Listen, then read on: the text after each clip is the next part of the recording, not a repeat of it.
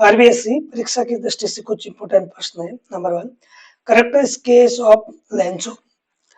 Enzo देखिए, Lencho was an ox of a man. Lencho बहुत ही मेहनती व्यक्ति है। An ox of a man का मतलब होता है मेहनती व्यक्ति। Working like an animal in his field, जानवरों की तरह बिना थके हुए वो खेतों में काम करता है। He knew his fields intimately, वह अपने खेतों को बहुत ही घनिष्ठता से यानी दिलो जान से वो जानता है। The ripe corn was totally destroyed, पकी पकाई फसल पूर्णतः नष्ट हो जाती है। By hailstones, ओले गिरने से, बारिश के साथ जो ओले गिरे थे उसकी वजह से उसकी फसल नष्ट हो गई थी।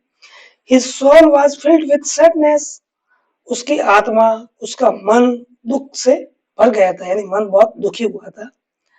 लेंसो had an unflinching faith in God, भगवान में लेंसो का अटूट विश्वास है, इसीलिए वह कहता है, सो ही सेड, इसलिए वह कहता है, no one dies of hunger, भगवान कभी भूख से किसी को नहीं मारता है, यानी कोई भी भूख से नहीं मरता है।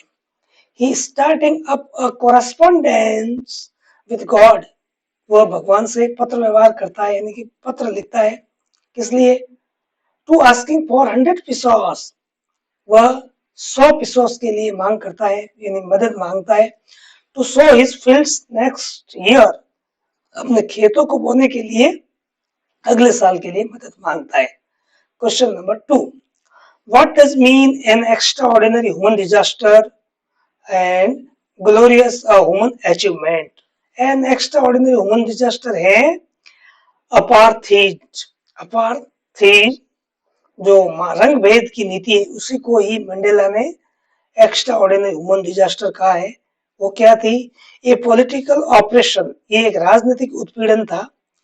किसका था? ब्लैक रेस्ट साउथ अफ्रीकन, ये ब्लैक रेस्ट अश्वेत दक्षिणी अफ्रीका के अश्वेत लोगों का राजनीतिक उत्पीड़न था। किसके द्वारा? व्हाइट सुप्रीमेसी, यानी श्वेत लोगों द्वारा, यानी गोरे लोगों द्वारा।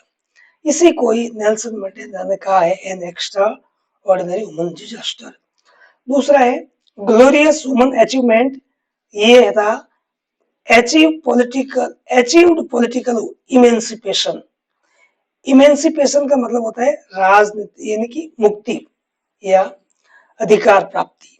तो कौन सा था? किससे मिले था उनका? पॉलिटिकल इमेंसिपेशन है, राजनीतिक मुक्ति थी। किससे? कंटिन्यूइंग बॉन्डेज ऑफ पॉवर्टी, लगातार सतत गरीबी रूपी जो बॉन्डेज था उससे मुक्ति मिल गई थी। डिप्रीवेशन, डिप्रीवेशन में वंचितता, यानी कि किसी को रोके रखना। सफरिंग, सफरिंग यानी दुख, इसी से मुक्ति मिलना, यानी साउथ अफ्रीकन के लोगों को नेल्सन मंडेला ने कहा है glorious achievement. Question number 3, draw a character sketch of the pilot, चरित्र चित्रण करना है आपका पायलट का।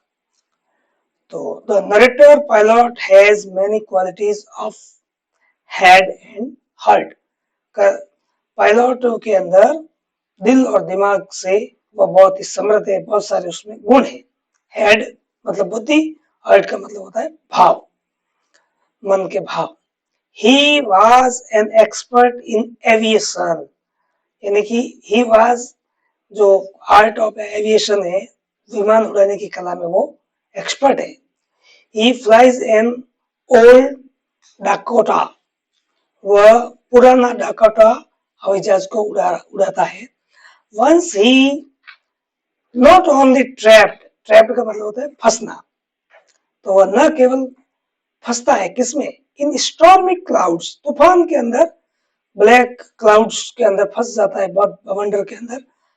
But all the instruments in his aeroplane also suddenly dead, एक तो तूफान में फंस जाता है, इसके साथ साथ उसके जो हवाई जहाज के इंस्ट्रूमेंट है, जो उपकरण है, वो भी डेड हो जाते हैं, यानी काम करना बंद हो जाता है।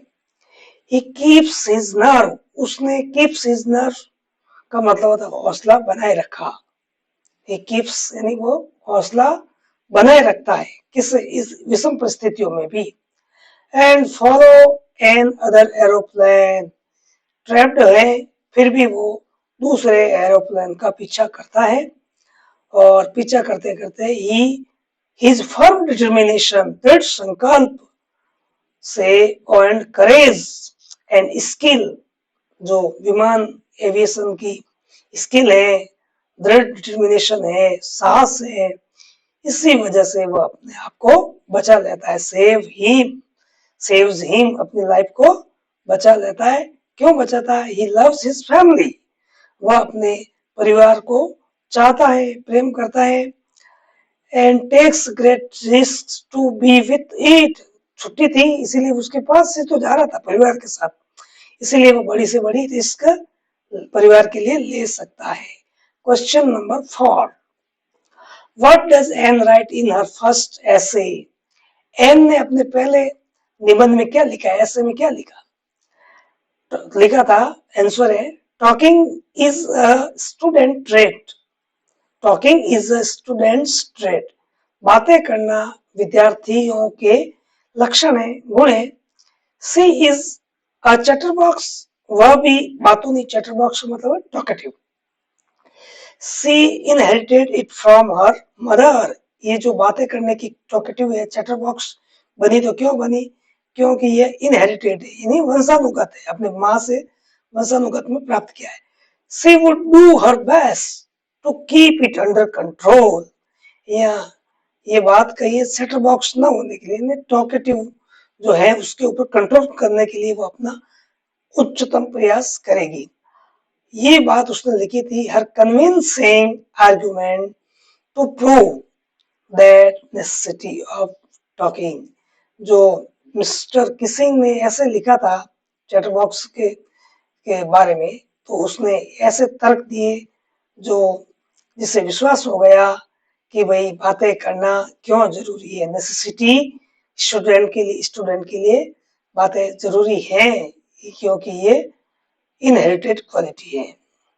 Question number 5, feelings of Ann about her, उसके फादर के प्रति उसका कैसा है भाव है, ग्रैंड मदर के प्रति? तो देखिए, फादर के प्रति उसका भाव है, एक्सप्रेस है, द मोस्ट एडोरेबल, सर्वप्रिय, बहुत ही प्रिय है, प्यारे है उनके लिए। ग्रैंड मदर अफेक्शनेट, वो बहुत ही स्नेहमयी है, बहुत ही स्नेह करते हैं, क्योंकि अपने जन्मदिन पर जो 1942 में मनाती है, दादी माँ की भी कैंडल लिट करती है।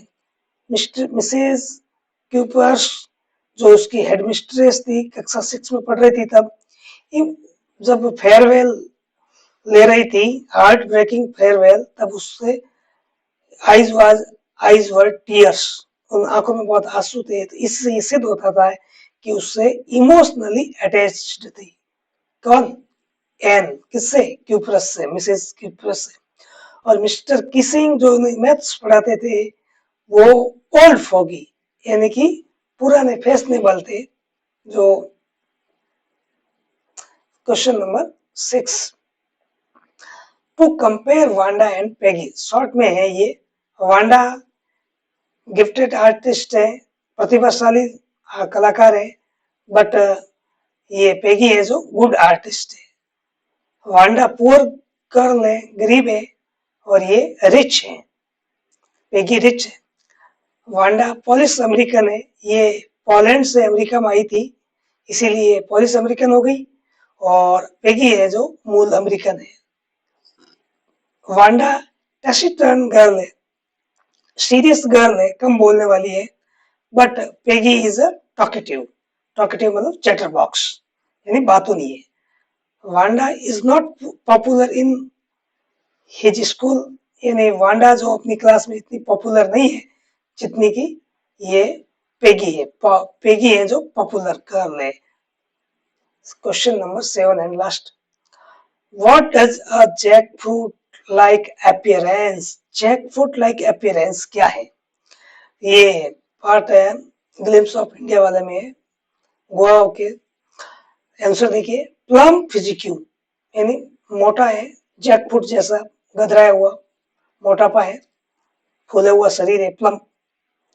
और पैडर इन गोवा, उन जो पैडर मतलब ब्रेड बेचने वाले जो पेडर है उनका शरीर मोटा ताजा है। क्यों है? क्योंकि उनका व्यवसाय बहुत ज्यादा चलता था ना।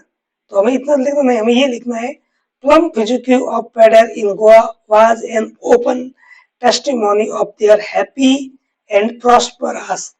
उसके खुश होने की वजह से और समृद्धशाली होने की वजह से वो टेंशन फ्री है, तो मोटा होना जरूरी है।